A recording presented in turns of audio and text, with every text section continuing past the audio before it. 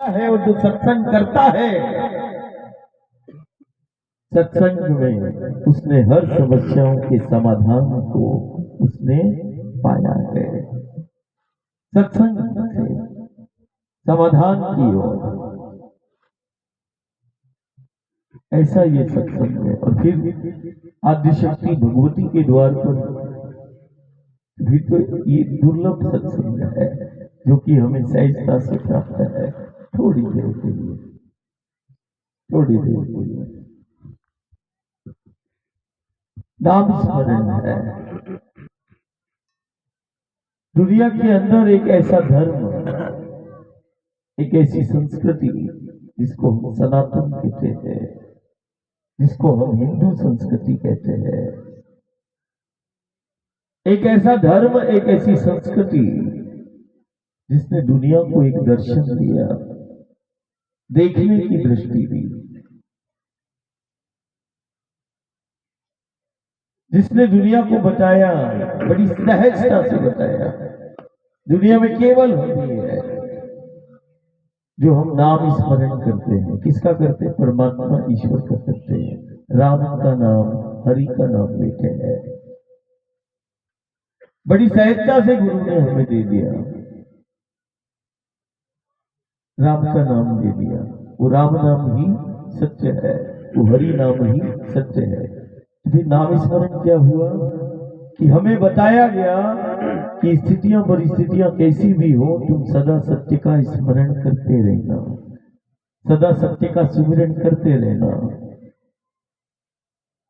कारण दुनिया में एक दर्शन है इस धर्म का, जिसने दुनिया को बताया कि सत्य ही इस जीव जगत ब्रह्मांड का आधार है। सत्य के सिवा कुछ भी नहीं है, केवल एक सत्य है। सत्य का स्मरण करना सिखाया। सत्य को हमने ईश्वर के रूप में हमने माना। और जो सदा सत्य का स्मरण करता है, नाम स्मरण करता है, शक्तियां स्मरण मात्र से सहायक हो जाती हैं।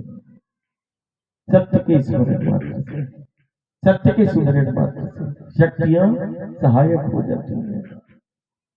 नाम स्मरण की महिमा है। मन लगे या ना लगे, तुम्हें तो राम का नाम लेते रहना है, हरि का नाम लेते रहना है। निश्चित कुछ न कुछ लाभ होगा। जिस प्रकार नाम स्मरण की महिमा है, वैसे ही जिसके द्वार पर हम बैठे हैं उसके दर्शन की महिमा है। भूमंडल में एक ऐसी शक्ति का प्राकट्य हुआ जिसको दुनिया नदी के रूप में देख रही है। भूमंडल में केवल ये देवधरा भारत है जहां शक्तियां प्रत्यक्ष प्रकट हुई हैं। दुनिया उन शक्तियों को नदियों के रूप में देख रही है और बोल रही है ये तो नदियों का देश है। और हम बोलते हैं ये वो देवधरा है जहां नदियों के रूप में शक्तियां प्रकट हुई। देखो, गंगा है, यमुना है, गोदावरी है, कावेरी है, देखो ये मां नर्मदा है। दुनिया के लिए नदियां हैं। हमने नदियों के रूप में प्रत्यक्ष शक्तियों को प्राप्त किया है। हमारे पास गंगा है, शक्ति है, नर्मदा है, शक्ति है, नदी नहीं है, साक्षात भगवती है। ये दर्शन दुनिया में केवल हमारा है। हमें नदी नहीं मिली, हमें साक्षात नदी के रूप में भगवती मिली। नदी नहीं है, शक्ति है। और ये कोई साधारण शक्तियां नहीं है जिसके द्वार पर हम बैठे हैं। और जो देवधरा भारत में शक्तियां प्रकट हुई, ये कोई साधारण शक्ति नहीं है जिसके द्वार पर बैठे हैं। ये केवल जीवन का हमारे आधार नहीं है। ये वो शक्तियां हैं जो जगत और ब्रह्मांड का आधार बनी है। आज भी ये वो शक्तियां हैं जो नदी के रूप में हम देख रहे हैं। ये वो शक्तियां हैं जो हमारे कुल और वंश की सुरक्षा हो, व्यवस्था हो, समृद्धि हो, प्रसन्नता हो, संपन्नता हो, इन्हीं शक्तियों से हमारे कुल, वंश, परिवार, समाज की प्रसन्नता, संपन्नता है। ये शक्तियां केवल जीवन को ही संचालित नहीं कर रही, ये वो शक्तियां हैं जो जगत और ब्रह्मांड को संचालित कर रही हैं। और प्रमाण है, आज सारी दुनिया हमें देख रही है। हम रोज कहते हैं दुनिया के अंदर एक ये भारत है जहां रोज लाखों करोड़ों लोग नदी से प्रार्थना करते हुए मिल जाएंगे। दुनिया के लिए नदी है और दुनिया देख रही है करोड़ों जनों को रोज ये नदी से प्रार्थना करते हैं।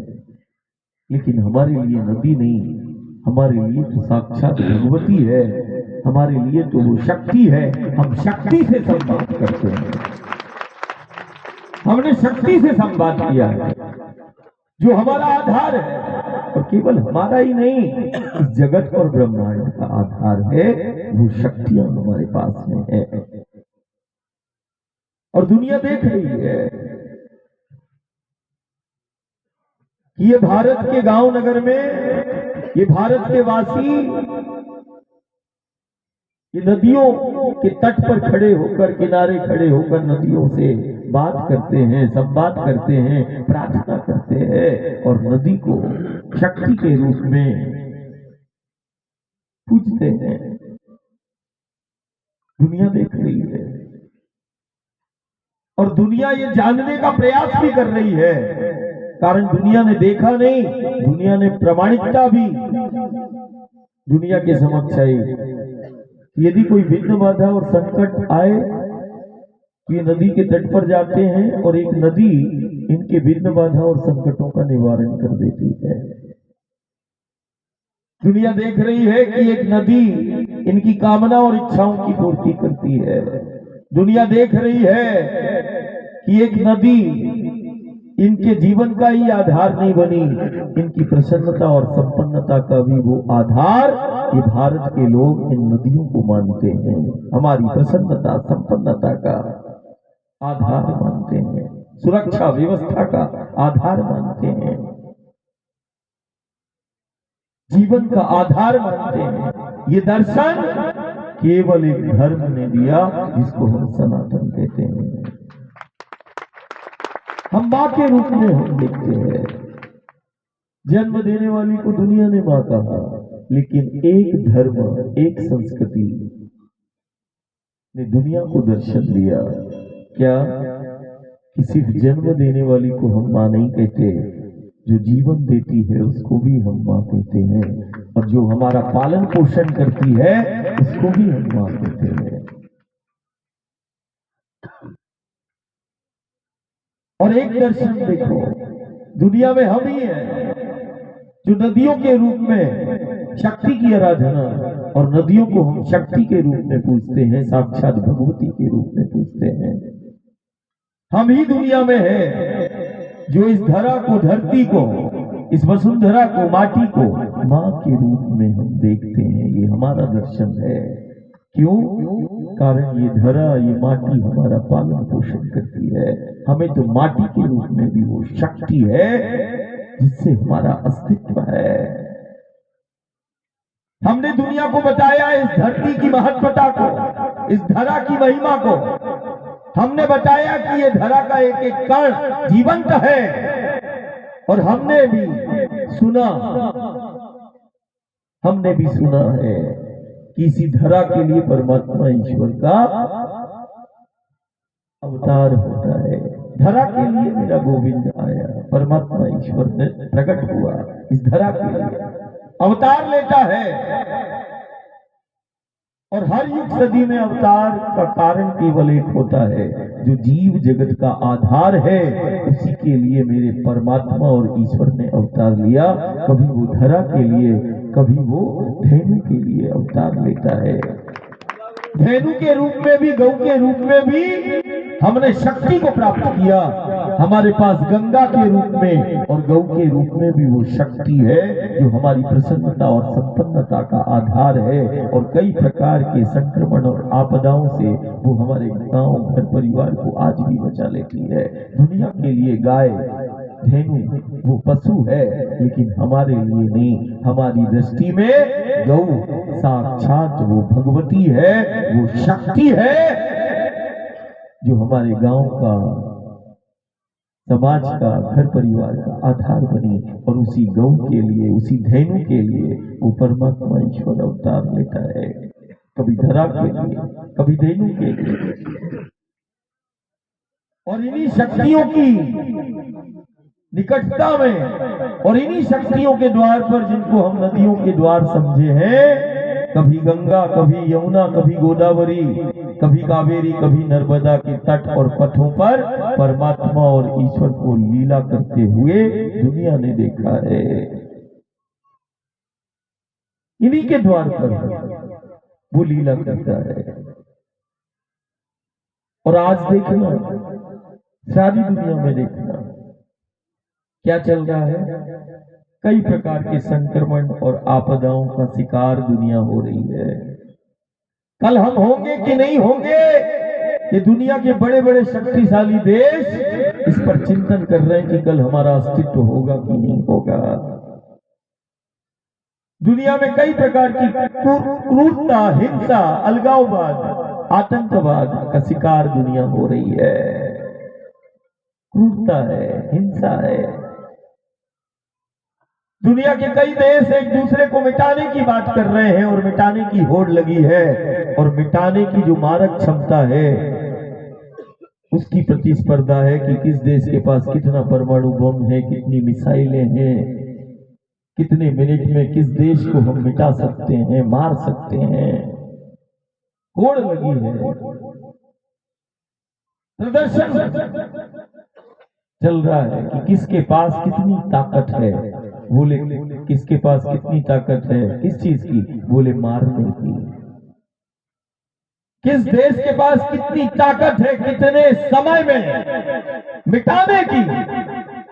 आज सारी दुनिया में यही वातावरण बना हुआ है। एक तरफ संक्रमण और आपदाओं का शिकार, दूसरी तरफ एक दूसरे को मिटाने की और एक दूसरे को मारने की होड़ लगी हुई है। चारों तरफ यही वातावरण है। होड़ लगी है कि किसके पास कितनी ताकत है मिटाने की। लेकिन दुनिया के अंदर केवल एक देश है जिसको भारत है, उसने मिटाने की ताकत नहीं, उसके पास बचाने की ताकत है। हम मिटाने की बात नहीं करते, हम तो बनाने की बात करते हैं। हम बचाने की बात करते हैं। बचाने की शक्ति, बनाने की शक्ति यदि दुनिया के पास किसी के पास है तो वो यही देवधरा भारत है। और इसके पास वो शक्तियां हैं बनाने की और बचाने की, और जीवन को सिर्फ चलाने की नहीं, दुनिया को चलाने की ताकत है। ऐसी शक्ति हमारे पास है। बोले कौन सी शक्ति है? बोले देख गंगा है, देख गौ है, देख नर्मदा है, देख ये माटी है। ये वो शक्तियां हैं जो केवल जीवन को ही नहीं चलाती, समय आने पर इन्हीं शक्तियों ने हमारे हाथों से विश्व का संचालन करा दिया, दुनिया को चला दिया। वो शक्तियां हैं इस भारत के पास, हमारे पास वो शक्तियां हैं, हम दुनिया को चला सकते हैं। हमारे पास वो शक्तियां हैं, हम दुनिया को बचा सकते हैं, सिर्फ जीवन को नहीं, दुनिया को बचाने की ताकत है। इस भारत की, इस देवधरा में वो शक्तियां हैं, प्रकट है, हमें प्राप्त है। और सारी दुनिया हमारी ओर देख रही है। और युग बीत गए, सदी बीत गई। जिस धरा के लिए दुनिया एक हो रही है, 200-300 देश सब कुछ है उनके पास, साधन है, संसाधन है, सब कुछ है, सब धरा का धरा रह जाता है जब प्रकृति अपना वो रौद्र रूप धारण करती है तो 2 मिनट में देश और प्रांत साफ हो जाते हैं। संक्रमण और आपदाओं के दौर में दुनिया के पास उनका कोई समाधान नहीं है। और जब उन्होंने चिंतन किया कि इस समस्या का समाधान कौन दे सकता है, तो धीरे धीरे सारी दुनिया इस देवधरा भारत के उस धर्म और संस्कृति और इन गांव नगर की हमारी सनातनी परंपरा और मान्यताओं पर शोध करने लगी, चिंतन करने लगी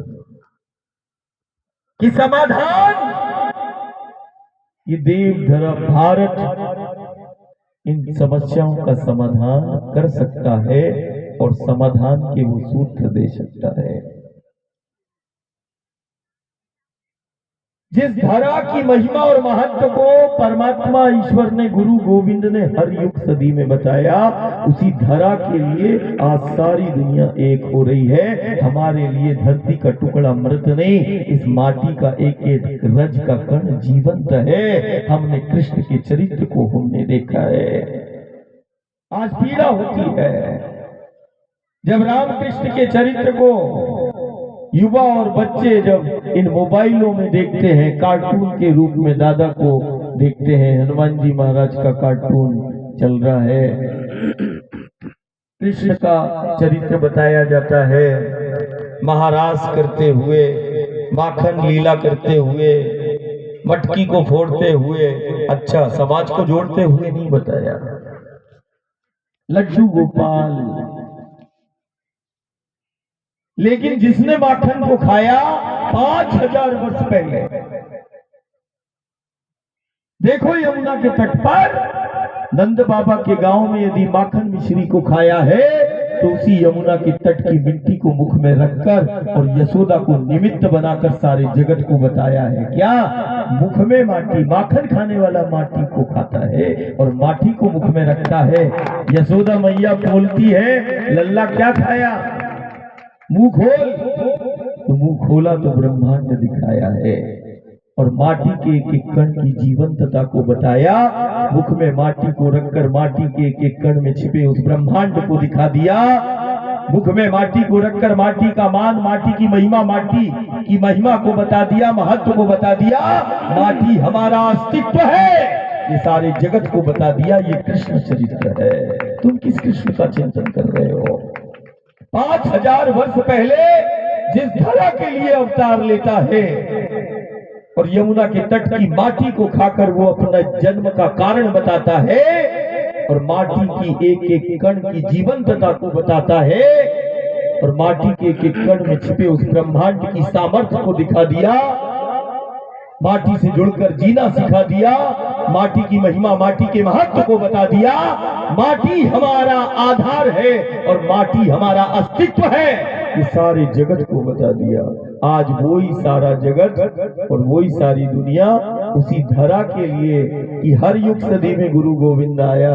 कोई ऐसा सदी, कोई ऐसा युग नहीं जब माटी का मान न किया हो और माटी की महिमा और माटी के महत्व को न बताया हो। ऐसा कोई युग और ऐसा कोई सदी नहीं। आज वही सारी दुनिया, आज वही सारी दुनिया उसी धरा के लिए एक हो रही है कि भैया मैं मेरा को छोड़ दो, अब समस्या का समाधान केवल एक है, इस धरा के लिए हमें एक होना होगा। और दुनिया एक हो रही है इस धरा के लिए। जिस धरा की महत्वता को इस भारत ने बताया, हमारे परमात्मा और ईश्वर ने बताया, जी कर बताया। जैसे आज एक धरा के लिए दुनिया एक हो रही है, उस धरा का दर्शन हमने कराया, धरा की महत्वता को हमने बताया, धरा की महिमा को हमने बताया, धरा के एक एक कण की जीवंतता। ये हमारा हिंदू दर्शन है, सनातन दर्शन है। जो सनातनी है, जो इस देवधरा भारत में जन्मा है, वो इसको माटी का टुकड़ा नहीं, इस माटी को माँ कहता है, माँ कहता है। क्यों? कारण ये पालन पोषण करती है, आश्रय देती है और पालन पोषण करने वाली, जन्म देने वाली से बड़ी होती है। हमने माना, हम माटी का मान करते हैं। हमारी जाति अलग अलग हो सकती है, लेकिन हमारी माटी तो एक है, धरा एक है। जैसे धरा के लिए सारी दुनिया एक हो गई, उसी धरा के लिए, जिस धरा के लिए वो बारंबार गुरु गोविंद आया और इस धरा की महत्वता को बताया, और इस माटी से जुड़कर जिसने जीना सिखाया और माटी की महत्वता को बताया, उसी धरा के लिए आज दुनिया एक होती चली जा रही है। देश अलग अलग है, पंथ संप्रदाय अलग अलग है, लेकिन धरती के लिए, धरती को बचाने, धरा की महत्वता को उन्होंने जान लिया कि नहीं, जिसने आश्रय दिया, जिसने सब कुछ दिया, अब समय आ गया है अपना योगदान देने का, कि हम भी कुछ अपने हाथों से उस धरती के आंचल को दें, उस धरा के लिए अपना योगदान दें। आज दुनिया एक हो रही है, और वो दिन दूर नहीं कि धरा के लिए दुनिया एक हुई है, और यही दुनिया होगी जो इस सनातन, इस धर्म के लिए कल एक हो जाएगी। कारण केवल दुनिया के अंदर एक संस्कृति, एक धर्म है, जिसको हम हिंदू, जिसको हम सनातन कहते हैं। यही दुनिया के संकट और समस्याओं का समाधान, यही संस्कृति और यही धर्म वो दृष्टि देगा दुनिया को। ये धर्म प्रदर्शन नहीं करता, एक दुनिया का ऐसा धर्म है जो दर्शन पर विश्वास करता है। मेरा धर्म दर्शन है, प्रदर्शन नहीं है, जो दुनिया को दृष्टि देता है कि देखो ये धरा को आज दौर चल रहा है। आज नदियों के किनारे देख रहे हैं, चीन को देखो, जापान को देखो, अमेरिका को देखो, सबसे ज्यादा प्राकृतिक आपदाएं वो नदियों के तट को क्यों वहां आ रही है? कारण उन्होंने नदियां समझा है, ये तो नदी है, जैसा चाहेंगे मोड़ देंगे और जैसा चाहेंगे इसका उपयोग कर लेंगे। आज वही वरदान दुनिया के लिए अभिशाप बन गया है। लेकिन हमने नदी नहीं, हमारा दर्शन कहता है और हमारी प्रामाणिकता है कि ये नदियों के रूप में प्रत्यक्ष हमें शक्तियां प्राप्त हैं। ये वो शक्ति है जो केवल जीवन का आधार नहीं, जगत और ब्रह्मांड का आधार बनी है। वो शक्तियां हमारे पास में है। ये वो शक्तियां हैं जो केवल हमारे घर और जीवन का संचालन नहीं कराती, समय आने पर इन्हीं शक्तियों ने हमारे हाथों से विश्व का संचालन करा दिया। ये वही शक्तियां हैं जिन्होंने हमें जगत गुरु बना दिया, विश्व गुरु बना दिया। हमारे में तो कोई ऐसा बल नहीं था, लेकिन इस बल बूते पर जो है हम विश्व गुरु कहलाए और जगत गुरु कहलाए। ये वही शक्तियां हैं, ये वही शक्तियां हैं जिन्होंने हमें दुनिया में पहचान दे दी। नहीं तो धन और बल से तो पहचान नहीं है, लेकिन सारी दुनिया हमें पहचानती है इन्हीं शक्तियों से। ये वही शक्तियां हैं जिन्होंने हमें विश्व वंदनीय बना दिया, और ये वही शक्तियां हैं जो एक साधारण से व्यक्ति को भी देवतुल्य बना देती हैं। बस इनकी शक्तियों की निकटता में आना है। ऐसी एक शक्ति के द्वार पर हम बैठे हैं, ऐसे ही एक शक्ति के हम तट पर बैठे हैं, लेकिन इसको तट नहीं समझना। मैं हमेशा बोलता हूं कि तट समझोगे तो उसमें गंदगी करोगे। कारण नदी का तट होता है, शक्ति का तट नहीं होता है। शक्ति का तो मठ होता है। क्या होता है? शक्ति का मठ होता है, तट नहीं होता है। तट समझा तो गंदगी करोगे, और मठ समझ लिया जिस दिन गांव और घर में, तो फिर बंदगी करोगे, गंदगी अपने आप दूर हो जाएगी। कारण कोई मठ को गंदा नहीं करता। गांव नगर में मठ और मंदिर है, किसी को बोलने की जरूरत नहीं है कि मठ के अंदर कभी तुमने मंदिर के अंदर देखा कोई मलमूत्र करते हुए? नहीं, कोई नहीं जाएगा। कल्पना भी नहीं आती कि मंदिर में जाके मलमूत्र करना है, गंदगी करना है, मल का विसर्जन करना है मठ के अंदर। कभी तुम कल्पना कर सकते हो? गांव और घर में जो मठ है नहीं कर सकते। क्यों? कारण भाव बन गया है कि गांव का ये मठ है। ऐसे ही जिस दिन भाव हमारा बन गया, खेल भाव का है, खेल भाव का है, योजनाओं का नहीं है, पैसे का नहीं है, धन का नहीं है।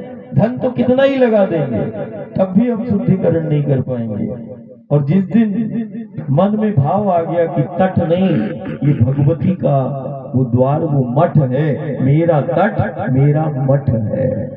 जिस दिन भाव बन गया कि ये दुनिया के हमारे गांव नहीं, ये दुनिया के सबसे असाधारण तीर्थ है, जिस दिन भाव बन गया कि मेरा गांव नहीं मेरा तीर्थ है, ऐसा सब जगह लिखवाओ, मेरा गांव मेरा तीर्थ, मेरा तट मेरा मठ, ऐसा भाव का है। गुरु क्या देगा? एक दृष्टि देगा। गुरु ने क्या दिया? एक विचार दिया। और जब जब गुरु गोविंद के मुख से विचार निकला है, वो केवल जीवन का ही नहीं, वो जगत का आधार बन गया है। विचार आधार बन सकता है, धन और संपदा आधार नहीं बन सकती जीवन का।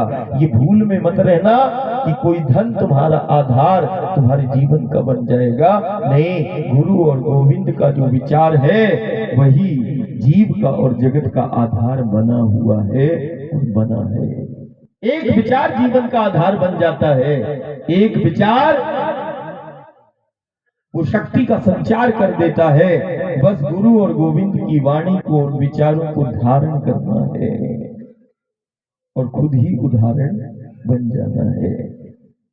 हम गुरु और गोविंद का और हम अपने धर्म का उदाहरण नहीं देंगे। हम कभी कभी बोलते हैं हम उदाहरण देने के लिए नहीं निकले। नहीं तो उदाहरण तो हम देने के लिए बैठेंगे तो ये जीवन कम पड़ जाएगा। इतना देवधरा में उदाहरण है हमारे, इतने उदाहरण हैं धर्म से जुड़े हुए, लेकिन धर्म का उदाहरण देने के का समय नहीं है। अब तो धर्म को धारण करके खुद उदाहरण बनने का समय है। क्या है? धर्म को धारण करना है और खुद ही उदाहरण बन जाना है। तो फिर ये समस्या का समाधान हो सकता है। हमें स्वयं से ही चालू करना होगा। क्या हमारा मानसिक वातावरण बन गया कि तट नहीं मठ है? और जिस दिन बन गया कि मेरा तट नहीं मेरा मठ है, मेरा गांव नहीं मेरा तीर्थ है। अरे अयोध्या में एक बार, मथुरा में एक बार प्रभु आए, लेकिन ये वो आदि शक्ति भगवती का पथ है जहां अयोध्या, मथुरा और काशी वाला बारंबार आया, बारंबार आया। अरे वहां तो एक बार लीला करता है, लेकिन इस भूमंडल के अंदर ये नर्मदा का पथ है जहां परमात्मा ईश्वर हर युग सदी में बारंबार लीला करता है और बारंबार आता है। ये वही आदि शक्ति भगवती का पथ है, एक बार नहीं बारंबार। ये वो शक्ति है जिसका केवल यदि दर्शन करना सीख जाए, जैसे मन लगे ना लगे तुम राम का नाम लेते रहना, कुछ ना कुछ लाभ होगा। ऐसे ही इस देवी भगवती का तुम माँ का दर्शन करते रहना, कुछ ना कुछ लाभ होगा। ये वो शक्ति है जिसका दर्शन जीव को भयमुक्त कर देता है, जिसका दर्शन जीव का कल्याण करता है। भूमंडल में ये आदि शक्ति भगवती मां नर्मदा का दर्शन एक ऐसी शक्ति है जिसका दर्शन जीवन में परिवर्तन, दर्शन से परिवर्तन। यदि कोई नित्य दर्शन करता है तो तुम देखना, उससे पहले का उसका जीवन देख लेना, और फिर उसने चालू किया हो कि हम रोज नर्मदा का दर्शन करेंगे, तो उसके जीवन में तुम परिवर्तन और बदलाव तुमने देखा होगा। तुम गांव नगर में देख लेना, जो रोज भगवती का दर्शन करता है, दर्शन से परिवर्तन, दर्शन से जिसका बदलाव हो जाता है। और जितना इसके दर्शन की महिमा है, ये पथ पर चलने की भी महिमा है। जहाँ चलना साधना कहलाती है। कहाँ मिलेगा दुनिया में ऐसा पथ जहाँ चलना, जहाँ चले तो साधना है और जाने अनजाने में बैठे तो आराधना है, साधना है। ये देवी भगवती मां नर्मदा का पथ है। ये वो शक्ति है जिसकी साधु संत ध्यानी ज्ञानी भक्त प्रेमी गृहस्थ सब बड़े उमंग उत्साह के साथ परिक्रमा करते हैं। और परिक्रमा हमारी सनातनी परंपरा है। लेकिन ध्यान रखना, हमें इस अपनी परंपरा और मान्यताओं को केवल मानना नहीं है, मानना प्राथमिकता नहीं है कि हमारे गांव नगर में कितनी परंपरा और मान्यताएं चली आ रही हैं और उसका हम अनुसरण करते चले आ रहे हैं। मानने से अब बात बनेगी नहीं, मानना प्राथमिकता नहीं है, अब तुम्हें जानना प्राथमिकता करना होगी। जानना प्राथमिकता है। जानो उन परंपराओं को, हमें जानना है अपनी मान्यताओं को, हमें जानना है अपनी संस्कृति को, हमें जानना है, मानना नहीं है। मानना प्राथमिकता नहीं है। मानने वाला जीवन को बचा भी सकता है और उसका जीवन खत्म भी हो सकता है। लेकिन यदि किसी ने अपनी परंपरा मान्यताओं को जान लिया तो ये परंपरा मान्यताएं उन शक्तियों की निकटता में ले जाएगा और उन शक्तियों का तुम्हें एहसास करा देगा और उन शक्तियों से तुम्हें जोड़ देगा। जानने वाला यदि जान गया तो फिर उसके अस्तित्व को कोई चुनौती दे नहीं सकता। भय मुक्त हो जाएगा वो गांव, घर, जीवन भय मुक्त हो जाएगा। कोई संक्रमण, कोई आपदा उसके जीवन को और गांव को खत्म नहीं कर पाएगी, कारण उसने सीख लिया इन शक्तियों की निकटता में। ये कोई साधारण पथ नहीं। आज आचार्य ने बताया ये वही पथ है, ये वही पथ है जहां पर स्वयं कैलाश में रहने वाले, काशी में रहने वाले देवादिदेव महादेव, अरे गंगा के तट पर तो एक घाट पर प्रकट हुए। अरे ये देखो भगवती नर्मदा के पट पर घाट घाट पर प्रकट हुए। वही देख लो, सत्य को प्रमाण की आवश्यकता नहीं, दुनिया आ जाए। अरे गंगा के तट पे एक जगह प्रकट हुए, ये वो नर्मदा के तट है जहां घाट घाट महादेव प्रकट हुए। ये वो नर्मदा के तट है जहां घाट घाट महादेव प्रकट हुए और अनेक नामों से हम पूज रहे हैं और जान रहे हैं। वास्तविकता है, असाधारण, ये कोई साधारण तट नहीं, ये परंपरा, परिक्रमा।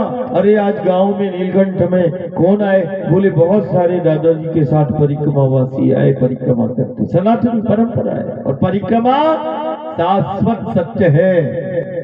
परमाणु से लेके, एक छोटे से अणु से लेके इस विराट ब्रह्मांड का यदि कोई सत्य है तो शाश्वत सत्य है।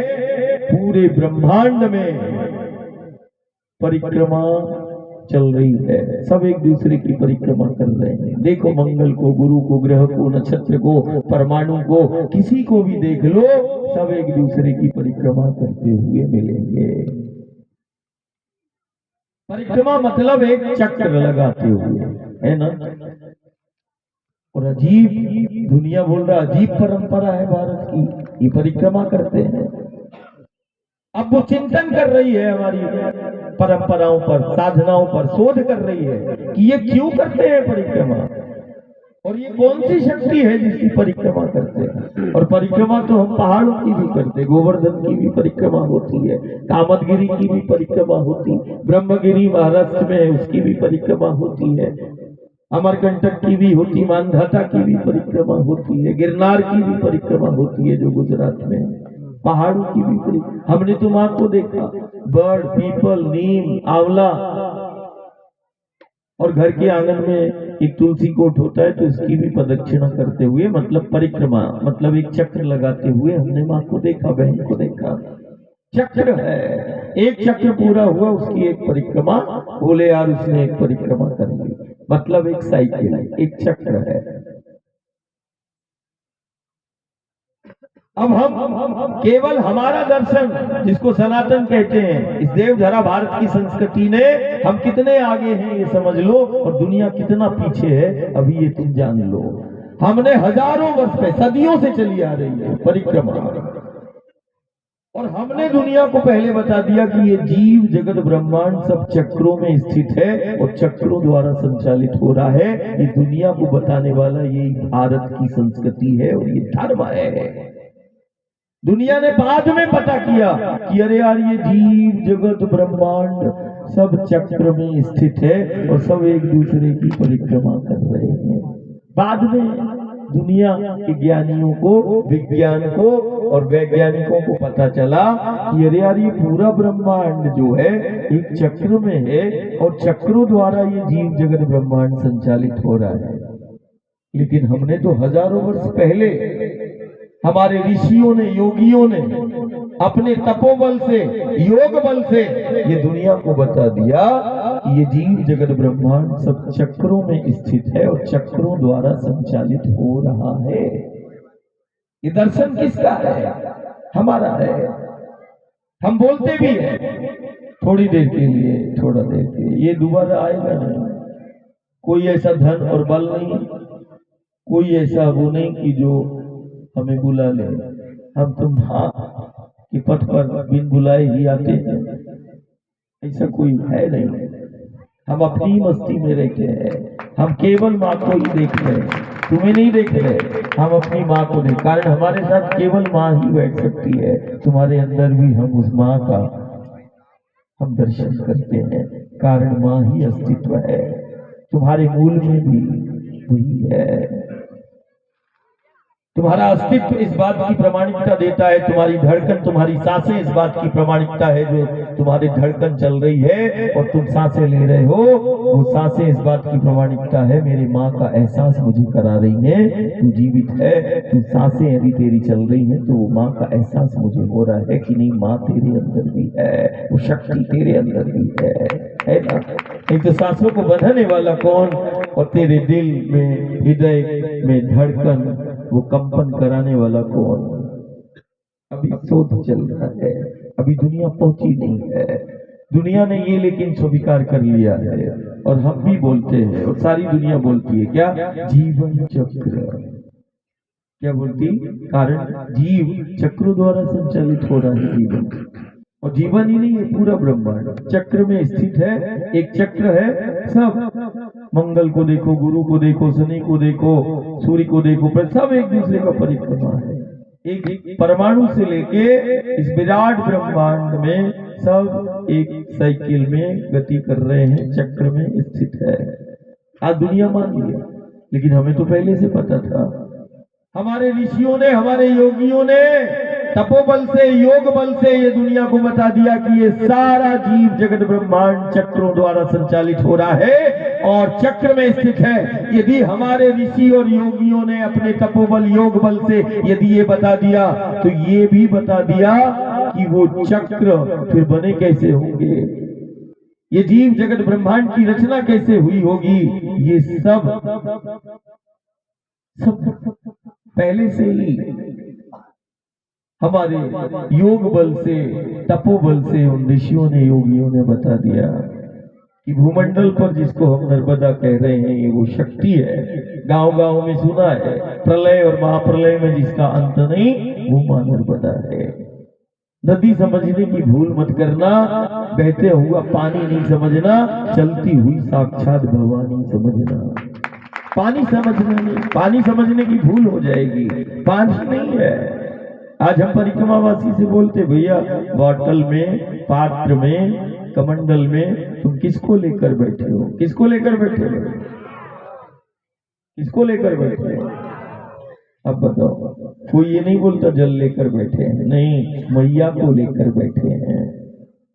किसी परिक्रमावासी से तुम पूछना, भाई किसको लेकर चल रहे हो, तो वो क्या बोलेगा? मैया को लेकर चल रहे हैं, पानी को लेकर नहीं चल रहे हैं।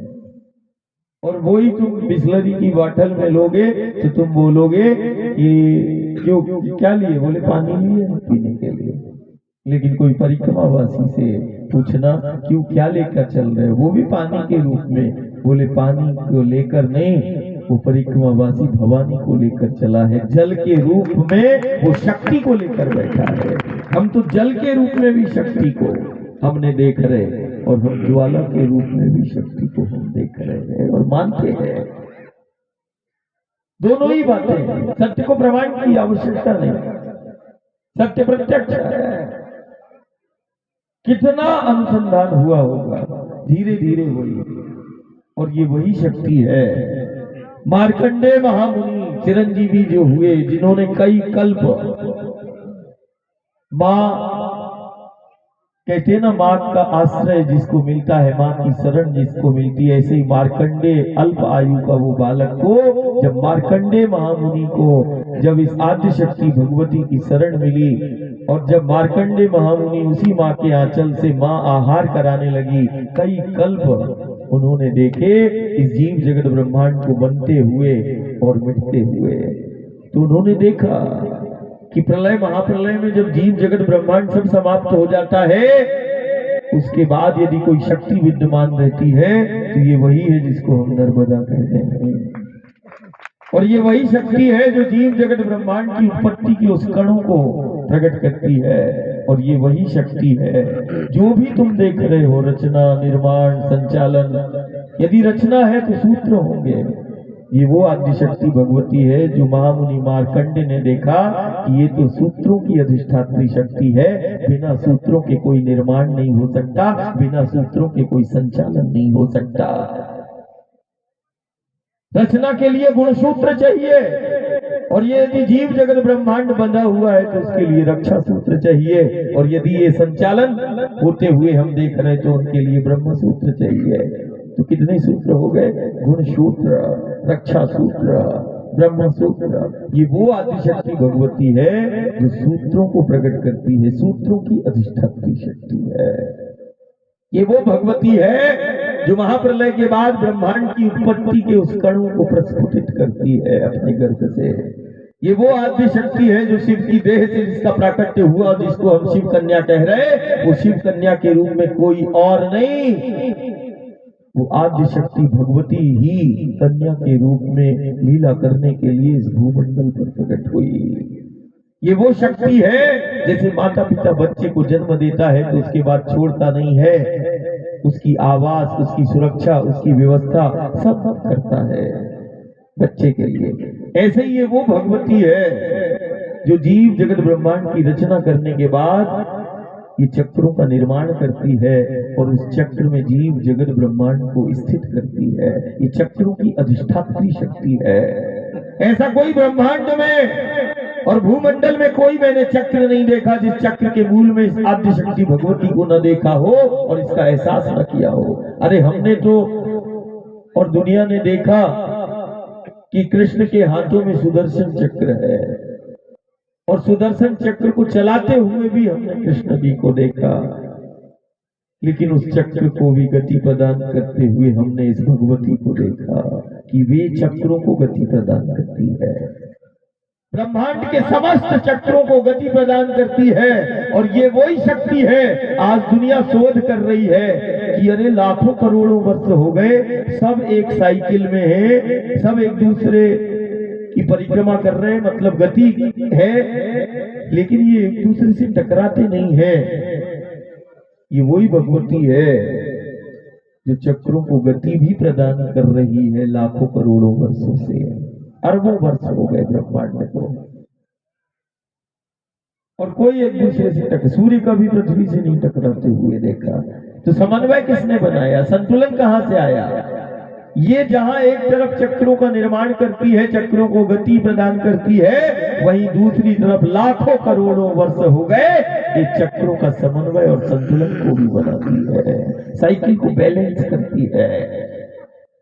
इसीलिए नर्मदा की इस आद्य शक्ति भगवती की परिक्रमा करते हैं, कारण परिक्रमा वो साधना है जो चक्रों का समन्वय और संतुलन बनाती है। ये वो साधना है जिसको परिक्रमा कहते हैं। परिक्रमा एक ऐसी सहज साधना है, आज चक्रों को जागृत करने के लिए हमारे युवा और पढ़े लिखे कई प्रकार के मेडिटेशन और ध्यान के शिविर में जाते हैं, लेकिन ऋषियों का और योगियों का देखो उस तपोबल से कितनी सहज साधना तुम्हें दे दी, सहज योग दे दिया। बोले यार एक काम करो, चक्रों को जागृत करना है तो एक परिक्रमा कर लो, और चक्रों का यदि समन्वय और संतुलन करना है तो ये परिक्रमा रूपी एक साधना कर लो। कितनी सहज साधना है चक्रों को जागृत करने की और चक्रों का समन्वय और संतुलन को बनाने की। इस साइकिल को बैलेंस करती है, और सिर्फ जीव के नहीं, ये वो आद्य शक्ति भगवती है जो ब्रह्मांड के समस्त चक्रों का समन्वय और संतुलन अभी बनाए हुए है। लेकिन जीव जगत ने अपने आचरण के कारण, गलत आचरण के कारण, गलत जीवन शैली के कारण चक्रों का समन्वय और संतुलन जब बिगड़ता है तो जीव कई प्रकार के संक्रमण और आपदाओं का शिकार होता है। संक्रमण इस बात की प्रामाणिकता है कि हमने अपने गलत आचरण के कारण हमने चक्रों का संतुलन बिगाड़ दिया है, और जब चक्रों का संतुलन बिगड़ता है तो ये जीव जगत कई प्रकार के संक्रमण और आपदाओं का शिकार होता है। अब दुनिया के पास कोई समाधान नहीं है, एक दर्शन है। यदि हमें चक्रों का समन्वय और संतुलन को बनाना है, जिसमें हमारा जीवन है, व्यवस्था है, सुरक्षा है, तो हमें फिर योगदान को सुनिश्चित करना होगा। हमें अपने आचरण को देखना होगा, हमें अपनी गलत जीवन शैली जो गलत दिशा में चली गई देख लो। जिस परमात्मा ईश्वर ने धरती की महत्वता को बताया, माटी की महिमा, माटी के महत्व को बताया, हमारा ही आचरण आज माटी में जहर मिला के हम जीने की बात करने लगे। और फिर हम गांव में कथा कराएंगे, यज्ञ कराएंगे, बोले हमने यज्ञ कराए, लेकिन संक्रमण और घर में तो ये व्याधियां, रोग। चरित्र तो उसके चरित्र में संदेह नहीं है, चरित्र का तो वो आधार है। राम और कृष्ण का, गुरु गोविंद का चरित्र तो आधार है। बात हमारे चरित्र की है कि हमारे चरित्र गलत हो गया है, हमारी जीवन शैली गलत चली गई है। जिस माटी की महिमा और महत्व को और माटी से जुड़कर जिस गुरु और गोविंद ने जीना सिखाया और माटी को अस्तित्व बताया, आज हम ही देख लो, हम थोड़े से स्वार्थ के लिए उस धरती के, उस माँ के आंचल में जहर मिला के हम अन्न को पैदा करने लगे। और गांव घर परिवार देख लो, गंगा यमुना नर्मदा के किनारे 2-4 कैंसर वाले मिल जाएंगे, heart fail, liver fail, kidney fail, दिमाग काम नहीं कर रहा है, शरीर में ताकत नहीं है, नेत्र की ज्योति स्पष्ट नहीं है, ये लक्षण है। बच्चे पैदा होते साथ ही कमजोर, पैदा होते साथ ही 2-4 साल में चश्मा लग जाता है, दृष्टि कमजोर है।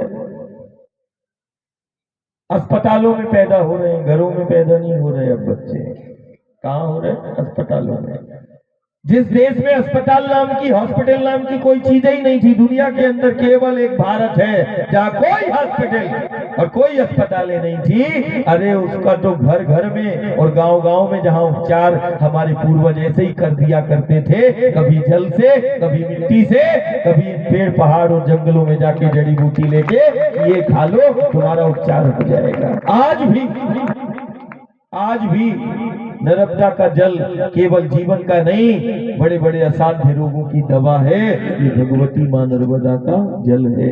आज भी प्रामाणिकता है कि जल औषधि का काम करता है। ये वो देवधरा भारत की माटी है जहाँ माटी से चिकित्सा होती है, जहाँ हवाओं से चिकित्सा होती है, जहाँ पानी से चिकित्सा होती है, जहाँ जल से चिकित्सा होती है। अरे हमने तो ये देखा कि जहाँ पत्थरों से भी चिकित्सा होती है, हमने देखा, हम महसूस कर रहे हैं। और ये हम प्रवचन नहीं कर रहे, हम जी रहे हैं। हम रोज जो है सुबह से लेके शाम तक कभी 20, कभी 25, कभी 30, कभी 32 किलोमीटर केवल वायु पर चलते हैं। नाल के अंदर तो बहुत दूर की बात है, जल और आहार भी छोड़ दो, अब तो केवल वायु पर ही चल रहे हैं। जिह्वा में जल की बूंद का स्पर्श नहीं होता, ये देख ले। साधारण वायु नहीं प्रवाहित हो रही, ये देख ले। ये साधारण जल नहीं है, जल के रूप में वो शक्ति है।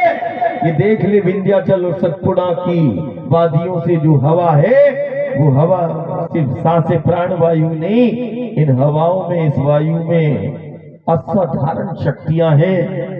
जीवन का आधार केवल शक्ति मां हो सकती है, विद्या नहीं हो सकती। कोई ये सिद्धि नहीं है, कोई चमत्कार नहीं है, ये मां की सामर्थ्य है, उन शक्तियों का सामर्थ्य है। और गुरु और गोविंद ने यदि लीला की है और लीला हुई है तो लीला बोध कराती है। तुम्हें भूखा रहना नहीं सिखा रहे कि तुम भी ये करने लगना, नहीं, लीला बोध कराती है और लीला जीना सिखाती है। हर युग सदी में देख लेना गुरु गोविंद की लीला हुई, उसने मूल आधार शक्तियों का साक्षात्कार कराया कि देखो जीवन इससे है। तब तो वो यमुना गंगा गोदावरी के तट पे लीला करता है, कभी वो माटी को खाकर, कभी वो पहाड़ों को उठाकर बोलता है कि अरे बाबा क्या कर रहे हो। बोले देवी देवताओं को प्रसन्न करना है, गांव की सुख शांति समृद्धि के लिए।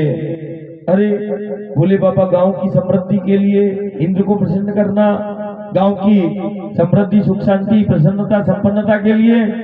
बोले हाँ कान्हा, बोले अच्छी बारिश हो इसीलिए इंद्र देवता को प्रसन्न कर रहे हैं। अरे बाबा अच्छी बारिश के लिए और गांव की सुख शांति समृद्धि तो हमारी गायों से है, चलो गौ का पूजन, गौ पूजन चालू करा दिया। प्रसन्नता संपन्नता का आधार है। बोले बाबा गांव की समृद्धि सुख शांति तो हमारी गायों से है, और ये पास का जो पर्वत है ये तो हमारी गौओं को आहार भी देता है, और ये पहाड़ जो है अच्छी बारिश में अच्छे मौसम में इसका योगदान है। ये 5000 वर्ष पहले बता दिया, अब दुनिया आई है, अब बता रही है कि नहीं ये पेड़ पहाड़ों से वनों से अच्छी बारिश में अच्छे मौसम बनाने में ये योगदान देते हैं। आज दुनिया के शोधकर्ता बोल रहे हैं, हम तो हजारों वर्षों से जानते हैं कि यदि बात अच्छी बारिश की हो, अच्छे मौसम की हो, तो अच्छा मौसम तो विंध्याचल और सतपुड़ा की वादियों से निकला है, हिमालय की वादियों से निकला है, अरावली की पर्वतमालाओं से निकला है। लेकिन अभी बच्चों को क्या शिक्षा दी जा रही है, और ये सही भी है, सागर से मानसून बन रहा है, और इतनी तीव्र जब से गलत आचरण जीव जगत का गलत जीवन शैली हो गई, तो वही तो भाई गाय है, गऊ है, ऐसा लग रहा है कि अरे मैं तो बोलता शेर भी आ जाए तो बैठे रहना। ये वही घाट है जहाँ एक ही साथ भक्त भी बैठे और शेर भी बैठे, गधे थोड़ी ना बैठे। ये वही है छिपानेर, नीलकंठ, सीलकंठ, जहाँ एक ही स्थान पर शेरों ने भी पानी पिया और शेर भी बैठे, और एक ही स्थान पर अपने सिद्ध भी बैठे। ये वही तो स्थान है, ये वही तो घाट है, गधा थोड़ी ना बैठे, भेड़ बकरियां नहीं बैठी। अरे वो घाट है जहाँ गऊ है। अभी हम निमावर में थे, मणिगिरी पर्वत जिसको ग्वाल टेकरी बोलते हैं। गांव में एक व्यक्ति होता है जो सारी गायों को चराने के लिए ले जाता है, और उसके बदले में उसका घर चलता है। ध्यान आ गया गाय से, बोले यार गांव में इतनी गाय है, और जैसे ही वो जंगल में जाए तो एक गाय बढ़ जाए। बोले सबका तो हमें मिल जाता है, घर हमें दे देता है जिन गायों को हम चराने के लिए ले जाते हैं, लेकिन ये गाय किसकी है जो रोज बढ़ जाती है? इसका हमें मुद्रा या कुछ पैसा मिलता नहीं है, धन द्रव्य, और हम कई मास दिवस से वाले की नजर पड़ती है। बोले एक गाय बढ़ जाती है। बोले आज तो कुछ भी हो जाए, कई महीनों से चरा रहे हैं, और इसका जो मालिक है ये मुझे देता ही नहीं, और उसकी गाय हमारे समूह में मिल जाती है और दिन भर उसको। बोले आज अब गाय का स्वभाव है, जिसके द्वार पर बंधी रहती है, जिसके द्वार पर सेवा होती है, गोधूली वेला में वो बिना कहे ही चली जाती है। अब वो ग्वाल जो है उसने सोचा कि आज गांव बाद में जाएंगे, गांव की गाय तो घर घर में पहुंच जाएंगी। अब उस गाय पर नजर हो गई कि ये गाय किसकी है जिसको हम चराते हैं, लेकिन बदले में कुछ हमें मिलता नहीं है। तो वो गाय मणिगिरी पर्वत की ओर चढ़ने लगी, मणिगिरी पर्वत पर चढ़ने लगी, वो भी पीछे पीछे ग्वाल जो है। अब वहां एक गुफा थी जो अभी बंद हो गई, और वो गुफा में गाय प्रवेश कर जाती है, उसी के साथ साथ पीछे पीछे वो ग्वाल भी प्रवेश कर जाता है। वहां एक महात्मा बैठा है। बोले महाराज ये तुम्हारी गाय है क्या? बोले तू कैसे आ गया इधर? इधर तो देवताओं का प्रवेश नहीं, तू कहाँ से? बोले गाय के। अब देखना गौ की महिमा, जिसको गौ की निकटता हो जाए वो गाय के पीछे पीछे, अरे अपन ने सुना पूंछ पकड़ ली तो भवसागर पार करा देती है, फिर तो वो गुफा में प्रवेश अरे भाव से पार करा देती है। वो तो गुफा में प्रवेश की क्या बात है। पात्रता शक्ति वो है, पात्र हम नहीं है, लेकिन हमने उसी के पीछे पीछे चलना चालू कर दिया, वो भी प्रवेश कर गया। बोले ये बताओ पहले कि ये तुम्हारी है कि नहीं है। बोले हाँ मेरी है। तो बोले हम कई महीनों से इसकी सेवा दे रहे, बदले में कुछ आज तो हम लेने के लिए आए हैं। आप हमें तो, यदि आपकी गाय है तो हम चराते हैं और हमें इसका मिलता नहीं है। बोले हमारे पास तो कुछ नहीं है। तो उसी गुफा में कुछ कंकड़ और पत्थर जो है ऐसे मुट्ठी में लिए, थोड़ा कम रोशनी थी। जो ग्वाल के पास में थैला था, बोले बताओ ये लो। थैले में थोड़ा वजन सा आया कि हाँ महाराज ने कुछ दे दिया है। बोले ठीक है, तुम्हें हमने दे दिया, तुम जाओ। अब वो मणिगिरी पर्वत की गुफा से बाहर निकलता है और वो घर की ओर जब जाता है तो वो उसके अंदर आता है कि देख तो ले, वजन तो लग रहा है, दिया क्या है महाराज ने। तो जैसे ही झोली को देखता है तो उसमें पत्थरा कंकड़, अरे बोले मूर्ख बना दिया इस महाराज ने, तो बताओ कंकड़ पत्थर दे दिए। तो उसने झोली से वो कंकड़ पत्थर फेंक दिए, लेकिन 2-4 बच गए होंगे। अब वो गुस्सा उठाई और गुस्से में घर आ गया।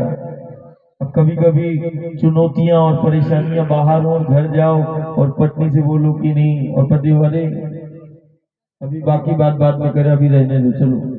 बोले क्या हो गया। अरे बोले एक गाय को हम कई महीनों से चरा रहे थे और आज हमें पता चला कि इस महात्मा की थी, वो मिला भी और उसने हमें द्रव्य और दान के रूप में जो है वो कंकड़ पत्थर दे दिए, हम फेंक आए। झोली भी गुस्से में पटक दी थी। उस पत्नी ने उस झोली को देखा तो 2-3 बोले अरे कंकड़ पत्थर नहीं, ये तो हीरे हैं, ये तो रत्न है। बोले क्या कहते हो। बोले नहीं ये हीरे हैं, रत्न है।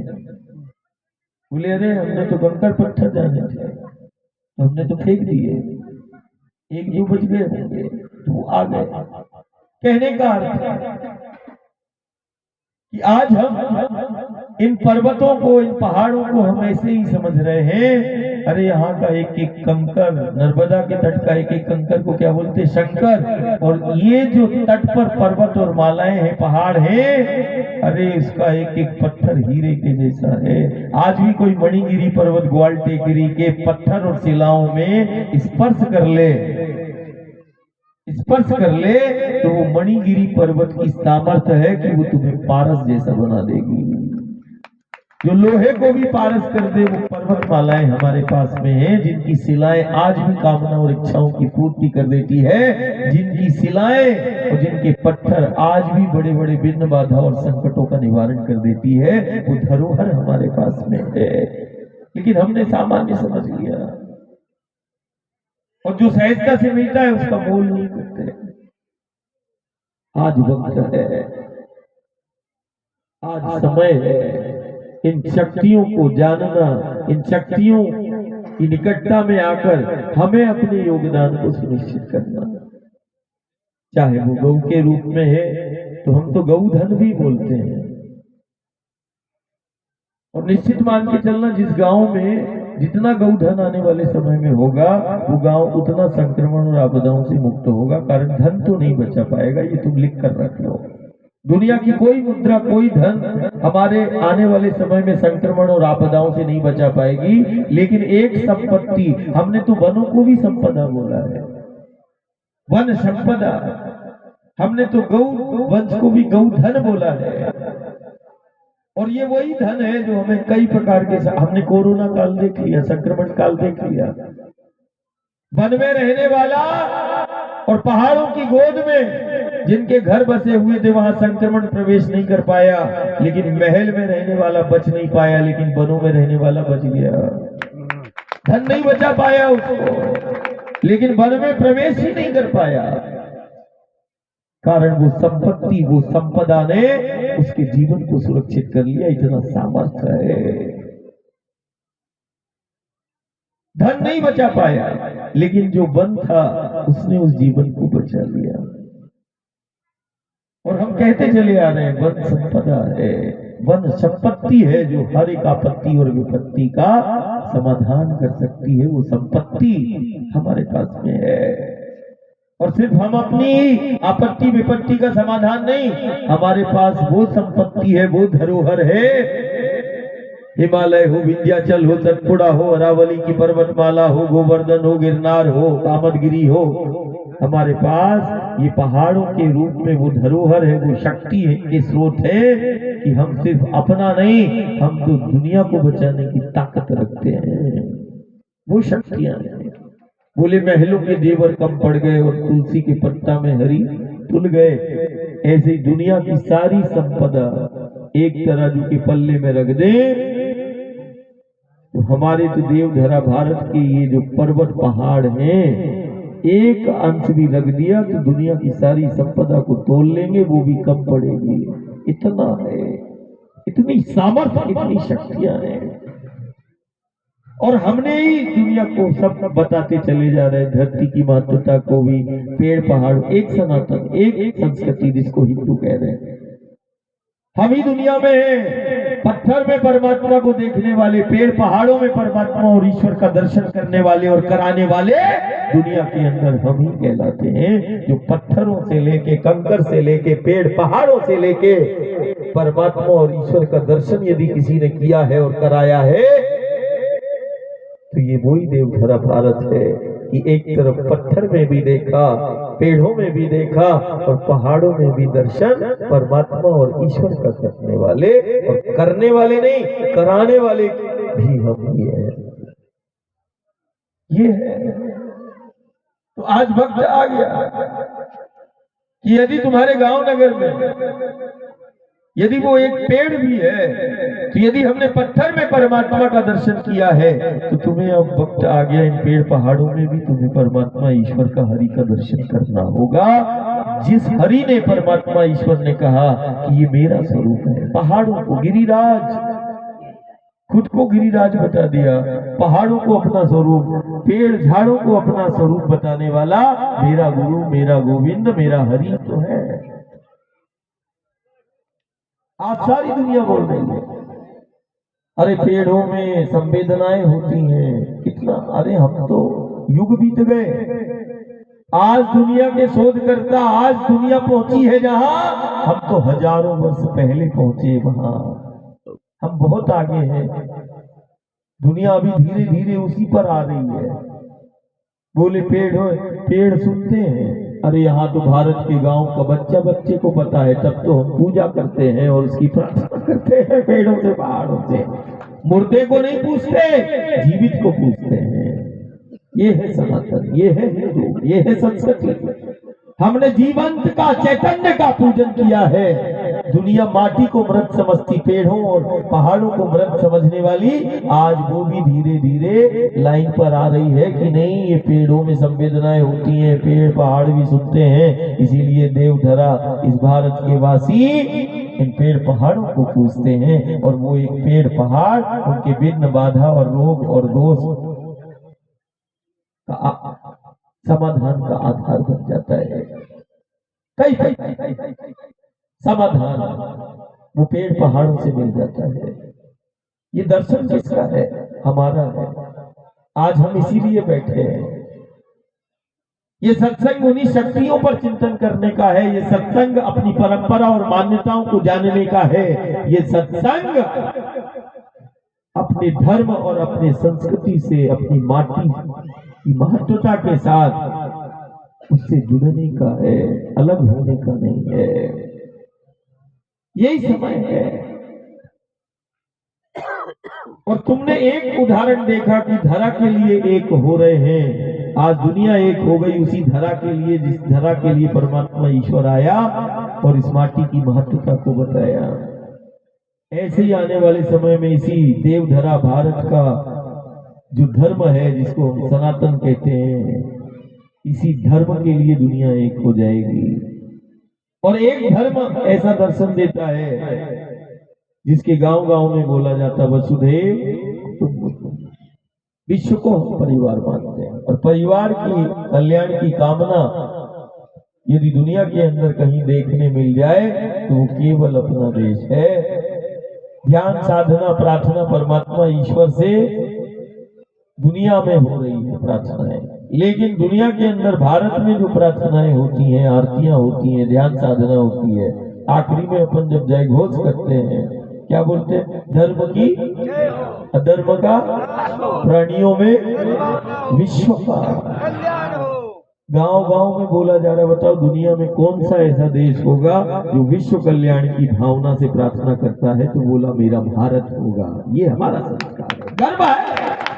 गर्व करो अपने धर्म पर, गर्व करो अपनी संस्कृति पर, जो धर्म और संस्कृति ने ऐसा दर्शन दिया कि हम अपने कल्याण के लिए नहीं, हमारे ऊपर कितना आक्रमण, कितना लूट और कितना अतिक्रमण छेड़खानी होती है, लेकिन देखो इस संस्कृति और संस्कार का बल आज भी हम विश्व के कल्याण की बात करते हैं, आज भी हम विश्व को बचाने की बात करते। दुनिया में तो एक दूसरे को मिटाने की होड़ लगी है, अरे हम आज भी हम बनाने की बात करते हैं। ये है हिंदू, जाति नहीं है, जाति नहीं है। हमें जातियों में बांटा जा रहा है, हमें पंथ संप्रदायों में बांटा जा रहा है। हमें बंटना नहीं है जातियों में, कारण हमारी माटी एक है, धर्म एक है, धरा एक है, और यही भारत है जो कहता है कि मेरा परिवार भी एक है। हम उस संस्कृति से आते हैं जिसने बोला कि परिवार एक है, धरा एक है और धर्म एक है, संस्कृति एक है, और वो है सनातन, वो है हिंदू। जाति नहीं, संस्कृति है, सभ्यता है जिसने दुनिया को जीना सिखाया। हमें गर्व है अपनी संस्कृति पर, गर्व करो अपने धर्म पर, गर्व करो अपनी सनातनी परंपरा और मान्यताओं को। हमें गर्व है, हम नदियों को माँ कहते हैं, और दुनिया में यदि बुद्धि है और बल है तो वो आ जाए और देख ले कि हम क्यों माँ कहते हैं। हम तो बुलाते हैं दुनिया को, आओ हम बताते हैं। आज दुनिया धीरे धीरे आज बोलने लगी, अरे पेड़ सुनते हैं, संवेदनाएं होती, कल दुनिया बोलने लगेगी, नदी भी सुनती है। अरे तो ये तो देश का बच्चा बच्चा हमारे जानता, तब तो हम नदी से प्रार्थना कर रहे हैं, मुर्दे से थोड़ी ना। कल बोलेगी दुनिया, अरे ये नदियां भी सुनती है। आज बच्चे पढ़े लिखे बोल रहे, नहीं विज्ञान बोल रहा है, पेड़ सुनते हैं, संवेदनाएं होती हैं। कल बोलेगा ये धरती भी सुनती है, कल बोलेगा ये नदियां भी सुनती हैं, ये जीवंत है। अरे हमने तो युग बीत गए। हमारा दर्शन कहता है, जिसको हिंदू दर्शन बोलते हैं, जिसको भारत दर्शन बोलते हैं, हमें तो मालूम है हम मिट्टी को व्रत नहीं, जीवित जानते, एक एक कण। हम इसकी महत्वता को जानते हैं, हम पेड़ पहाड़ों की महत्वता को जानते हैं।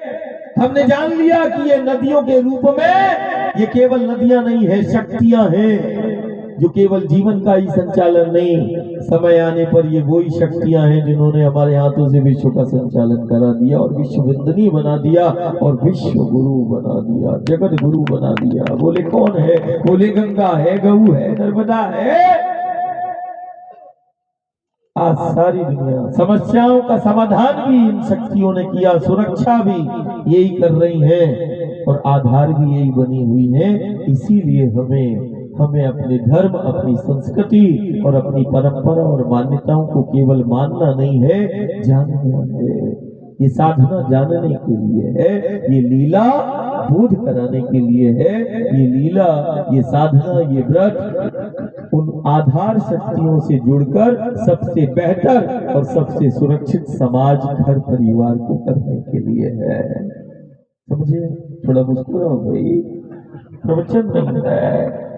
हमने जितना जिया हम उतना तुम्हें बताने का प्रयास कर रहे हैं, लेकिन हो सकता है कि अभी तुम्हारी आसक्ति शरीर और संसार में है, द्रव्य पदार्थ साधन संसाधनों में तुम आसक्त हो, लेकिन कुछ वर्षों के बाद जैसे दुनिया की आंखें खुल गई, वैसे वैसे तुम्हारी भी आंखें बिना बताए खुल जाएंगी। कारण इन शक्तियों पर केंद्रित होके तो जीवन तुम्हें नहीं, इस दुनिया को जीना पड़ेगा, नहीं तो दुनिया का अंत सुनिश्चित मान के चलना। कोई जीवन नहीं दे सकता, आधार यही शक्तियां हैं। कोई प्रसन्नता और संपन्नता का आधार नहीं हो सकता। कोई तुझे गांव नगर में संक्रमण और आपदाओं से मुक्त नहीं करा सकता। यही शक्तियां हैं। बोले कौन है? बोले गौ है, गंगा है, नर्मदा है, यमुना है, गोदावरी है, विंध्याचल है, सतपुड़ा है, हिमालय है। दवा यही देगा। दुनिया की दवाएं सब फेल हो जाएंगी। दुनिया की सारी दवाएं बेअसर होने वाली हैं। ध्यान दो, दवा असर नहीं करेगी। आने वाले समय में कोई रोग व्याधियों से ये अंग्रेजी दवाइयां असर नहीं करेंगी। दवा असर करना बंद कर रही है। अब फिर से हमें विंध्याचल और सतपुड़ा की गोद में जाना पड़ेगा। फिर से हमें अरावली की पर्वतमालाओं में जाना पड़ेगा, हिमालय में जाना पड़ेगा। दवा तो आज भी विंध्याचल देगा, सतपुड़ा देगा, हिमालय देगा। आज भी ये पहाड़ देंगे, पेड़ देंगे, लेकिन पैसा दवा नहीं देगा। ये पेड़ से, पहाड़ों से दवा तुम नहीं, दुनिया को लेना पड़ेगा। दंडवत, ऐसे आओ या ऐसे आओ, आना तो पड़ेगा। कारण अब कोई रास्ता नहीं है। और यदि धन के चक्कर में तुम पड़े कि धन इकट्ठा कर लो, बैलेंस कर लो बच्चों के लिए, तो वो धन और पैसा तो काम आएगा नहीं। लेकिन हाँ, पहले के बुजुर्ग क्या करके चले गए? बोले यार एक बावड़ी बना दो, तालाब का निर्माण करा दो, एक बगिया बना दो, एक बगीचा लगा दो। आज क्या होता है? बैंक बैलेंस करा लो। बच्चों के लिए धन का संग्रह कर रहे हो। अरे बच्चों के लिए धन का संग्रह नहीं, तुम बच्चों के लिए, पीढ़ियों के लिए वन का संरक्षण करना होगा, गौ धन का संरक्षण करना होगा, धरा का संरक्षण करना होगा, संग्रह नहीं करना होगा। पैसे का नहीं, पेड़ पहाड़ का करना होगा, जिसको हम परमात्मा और ईश्वर के रूप में मानते हैं। इस जल का हमें करना होगा। यदि हम इसको दे नहीं सकते तो हमें इस द्वार की स्वच्छता और पवित्रता को बनाए रखना होगा। इस द्वार को हमें संरक्षित रखना होगा। एक आज घर परिवार आया, भाई बैठ जाना, बैठ जाना। ये बिना उसके अभी कोई किसी को बुलाओगे और वो बोलेंगे कि कथा में हम 21 लाख लेंगे, 51 लाख का है, तो बिल्कुल पूरी एकाग्रता रहेगी। और ये हम करोड़ों की बात ऐसे ही बता रहे कि तुमने हमें ऐसे ही समझ लिया है। फिर समय बताएगा, काल बताएगा, हम नहीं बताएंगे, काल बताएगा। इसीलिए इसको बहुत ध्यान से सुनना। कारण ये सत्संग धन के ऊपर नहीं है, ये सत्संग उस माँ के द्वार पर है और उस माँ के कारण है। हम धन के कारण नहीं निकले, हम उस माँ के कारण निकले हैं। ध्यान रखना, जो अन्न का दाना नहीं लेता है, कोई द्रव्य पदार्थ और साधन संसाधन के कारण नहीं, कल हमें मठ और आश्रम बनाना है, तू उसके समक्ष बैठा है जिसका तट, जिसको तट को ही वो मठ जानता है। तू उसके साथ बैठा है जिसको, जो तेरे गांव को ही तीर्थ और देवालय और शिवालय मानता है ना। मैं अलग से नहीं बनाने के लिए निकला। 32 दांत के अंदर किसी की जिभा नहीं है, लोम भी नहीं रखते, सब तेरा है, तेरा है, तेरे लिए ही ये व्यवस्था कर दी, तुझसे ही कर दी, अलग से मैं कुछ नहीं करता। बस इधर से उधर, उधर से इधर है कि नहीं? सब मिला दिया। आज यही है, आस्था वालों को भी बुला लिया, भैरुंदा वालों को भी बुला लिया, फिर नीलकंठ वाले और शीलकंठ वालों को भी बुला लिया, और एक करके इस धर्म संस्कृति और माँ के लिए बस कारण वही माँ बनी। बुलाने का कारण ये नहीं था कि कितना आरती में आ जाएगा और कितना संग्रह हो जाएगा, नहीं, संग्रह नहीं, ये एक करने के पीछे कारण केवल वो माँ है, वो शक्ति है, वो धर्म है, वो संस्कृति है, जिसकी महत्वता को, प्रामाणिकता को हम घर और गांव में, हम ये साधना के माध्यम से, या जो भी तुम व्रत समझ लो, ये कोई चमत्कार नहीं है, केवल इसके लिए। और आप देखो, सेवा के लिए सब आष्ठा, भोपाल, भैरुंदा, आसपास के सीलकंठ, नीलकंठ और भी अन्य गांव और घर परिवार किसके लिए बैठे?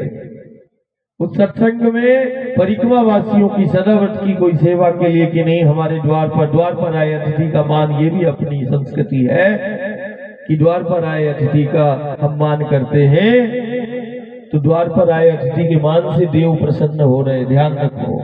द्वार पर आए अतिथि का, यदि साधु का, संत का, ध्यानी का, ज्ञानी का द्वार पे, अपने घर द्वार पे यदि मान दे दिया तो देव प्रसन्न हो जाते हैं। महाराष्ट्र में वो घृष्णेश्वर 12 ज्योतिर्लिंग में से एक है, जिस द्वार पर एक दंपत्ति ने किया कि हम सेवा का व्रत लेते, जो द्वार पे आएगा उसका मान करेंगे, यथाशक्ति सेवा करेंगे, वो देव प्रसन्न हो गए।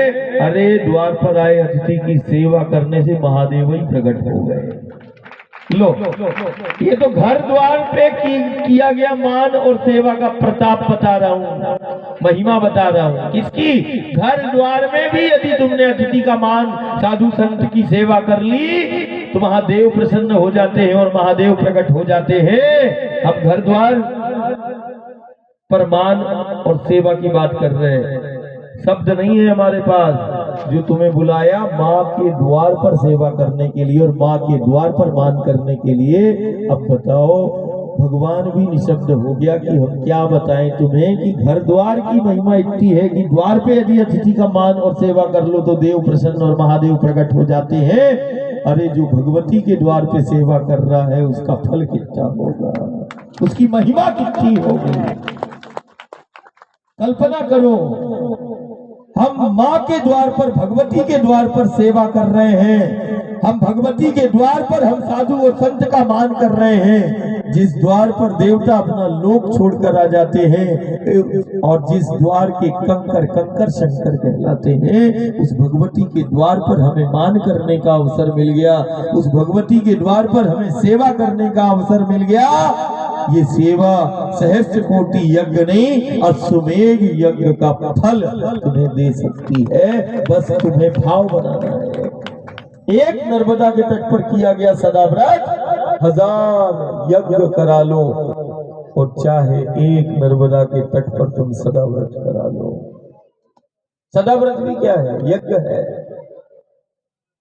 और इस कलिकाल में बिल्कुल अचूक अमोघ है। बोले कौन सा यज्ञ है? बोले नाम संकीर्तन यज्ञ है एक, ठीक है ना?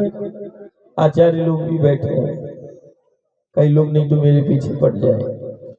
3 यज्ञ, पहला नाम संकीर्तन, उसको भी यज्ञ बोला। कलयुग में बिल्कुल अमोघ है, रामबाण है, अचूक है, अमोघ है। दूसरा ज्ञान यज्ञ, और तीसरा सदाव्रत को भी हम कहते यज्ञ। ये वो यज्ञ है जो घर परिवार को प्रसन्नता और संपन्नता का आधार बन जाते हैं। ये वो यज्ञ है जो घर परिवार और इस वातावरण को, और चाहे चित्त का हो, कोई शुद्धिकरण कर देते हैं। यज्ञ से शुद्धिकरण हो जाता है, यज्ञ से संरक्षण हो जाता है, संवर्धन हो जाता है, यज्ञ से प्रसन्नता, संपन्नता, यश, कीर्ति, वैभव सब प्राप्त हो जाता है और प्रत्यक्ष। और एक ऐसा हम पथ देख रहे, और परिक्रमा वासियों को हम रोज कहते कि देखो तीनों यज्ञ एक साथ हो रहे हैं परिक्रमा पथ पर, नर्मदा पथ पर। कोई नाम संकीर्तन करते हुए चला जा रहा है, कोई बैठा है, सो नाम संकीर्तन यज्ञ चल रहा है। घाट घाट पर सदाव्रत चल रहा है, सो वो भी यज्ञ चल रहा है सुबह से लेके शाम तक। और कहीं पर वो सत्संग चल रहा है तो ज्ञान यज्ञ भी हो रहा है। तीनों यज्ञ यदि एक ही, जैसे कहते हैं ना, कोई ऐसा घर बताओ जहाँ तीनों यज्ञ एक साथ रोज होते हो, तो कोई घर नहीं है। लेकिन नर्मदा का वो घाट है, जिसको घाट बोले, वो समझना घाट नहीं, वो तो देव और महादेव का घर है। देव घर बोलो, घाट नहीं है। घाट बोले तो घर याद आ जाए कि ये देव घर है, और यदि तट बोला तो मठ समझ लेना, ये तट नहीं मठ है। तो अपने आप में तो एक घर ऐसा है जिसको देव घर हम बोल रहे हैं, जहां तीनों यज्ञ रोज होते, ज्ञान यज्ञ, संकीर्तन यज्ञ, सदाव्रत यज्ञ, तीनों यज्ञ एक साथ एक ही समय पे होते हैं। वो नर्मदा का तट है, ये वो घाट है ना। कैसा भैरुंडा और सीलकंठ नीलकंठ के तीर्थ क्षेत्र आसपास के गांव, अब वक्त आ गया है अपने योगदान को सुनिश्चित करने का, अपनी भूमिका को सुनिश्चित। कोई नहीं आएगा, हमें खुद योगदान। एक गांव वाला आया, गांव ने बोला कि दादा अनुदान नहीं मिल रहा। मैंने कहा ये गौशाला बंद क्यों हो गई, गायों को पालन क्यों नहीं हो रहा? बोले अनुदान नहीं है, बिना अनुदान के गौशालाएं नहीं चल रही हैं। अनुदान समस्या का समाधान नहीं है। किसकी बात कर रहे हो तुम? जिसको हमने माँ कहा कि कब से अनुदानों पर हम गौपालन करने लगे? 70 साल पहले, 80 साल, आजादी के पहले, 100 साल पहले, 150 साल पहले भी गौपालन होता था। उस समय कौन सी योजनाएं थी, कौन सा अनुदान गांव को प्राप्त होता था? नहीं, गांव को, गंगों को, धारा को, नर्मदा को, ये अनुदानों से बात नहीं बनेगी। यदि तुम्हें इसका सेवा करना है और इसका संरक्षण करना है तो बात अनुदान से संरक्षण नहीं होगा, तुम्हारे योगदान से संरक्षण होगा। ये पहले मानसिक वातावरण बनाओ। अनुदान समस्या का समाधान नहीं हो सकता, संभव नहीं। कितना अनुदान तुम्हारे गांव नगर को और राज्यों को दे दिया जाए, उसके बाद भी तुम गौ का संरक्षण नहीं कर सकते। अनुदान पर संभव ही नहीं है। लेकिन जिस दिन गांव और घर का वातावरण बन जाए कि बात अनुदान, अरे अनुदान से माँ को हम रखेंगे, अनुदान पर माँ नहीं रहेगी।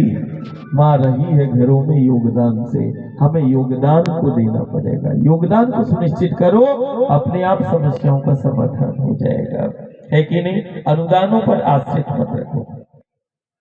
यदि एक गांव में 500 घर की बस्ती है तो कम से कम वो 500 गौवंश तो रख सकता है, एक घर एक गाय तो रख सकता है। तो सड़क पे एक भी गाय नहीं मिलेगी। लेकिन योगदान देना नहीं चाहते और अनुदान के लिए चिल्लाते रहते, अरे अनुदान नहीं। अनुदान पर माँ को रखेंगे क्या? माँ हमारी है, प्रसन्नता संपन्नता माँ से है। हम तो बोलने लगे कि हम गौ पालन करते हैं, अरे पालने वाली तो वो है। और जब वो गौ धन हमारे पास में रहा तो हमने दुनिया को चलाया है, और उसी धन के बल पर हमने दुनिया को भी चलाया, और हम दुनिया के गुरु भी बन गए, जगत गुरु विश्व गुरु बन गए उसी धन और बल के कारण। बोले कौन सा? बोले गौ। तब बताओ, ये माटी सोना उगलती थी। अपन वो भजन करते हैं, मेरे देश की धरती, अरे बोलते क्यों नहीं? मेरे देश की धरती उगले हीरे मोती। कब? जब इस धरा का संबंध धेनु से था तब। अब तुमने क्या कर दिया? केमिकल से, रसायन से माटी में जहर मिला रहे। अब माटी को तुम पत्थरा कर रहे हो। लेकिन उसी गौ के गोबर में, जो शास्त्र कहता गौ में बसते लक्ष्मी, गाय के गोबर में लक्ष्मी का वास बताया। और जब वो खेतों में डलता था तो माटी भी सोना उगलती थी। अब लेकिन जहर डाल रहे हो, और जहर डालोगे तो जो डाल रहे हो, जो कर्म कर रहे हो, वही तुम्हें घर को और गांव को मिलना है। सीधा है। तो इस धरा को, इस नर्मदा को, माँ के आंचल को जहर मुक्त कर लो। ये सबसे बड़ा योगदान है और सबसे बड़ी सेवा गुरु गोविंद की है। धरा को, धेनु को, नर्मदा को, इनको सुरक्षित, और सुरक्षित हम क्या करेंगे? उसी का बल है। सुरक्षित तो वो हमें करती है, हमें तो अपना योगदान सुनिश्चित करना है। है ना। इसी भाव के साथ मैया का आरती करते हैं आज। इसीलिए हमने परिक्रमा वासियों को भी बोल दिया था कि नहीं, रात दिन में तुमने सो लिया, एक बार